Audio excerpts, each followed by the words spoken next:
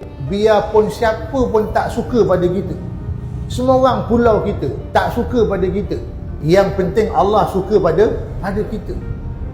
Makhluk tak boleh buat apa, tuan-tuan. Kalau satu dunia boikot nak pulaukan kita, nak musnahkan kita, tapi kalau Allah nak muliakan kita, nak selamatkan kita, kita tetap mulia dan selamat di sisi Allah Ta'ala. Ingat tu saya pesan.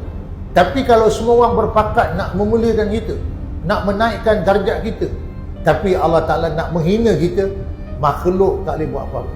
Kita tetap hina di sisi Allah Ta'ala. Inilah yang kita harapkan.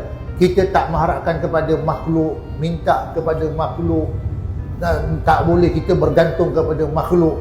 Semuanya kita bergantung serah pada siapa? Allah. Serah kepada Allah, pencipta langit dan bumi. Jadi orang yang bergantung semua kepada Allah, itu yang dia mengharapkan kalau mati, suka dia nak bertemu dengan Allah.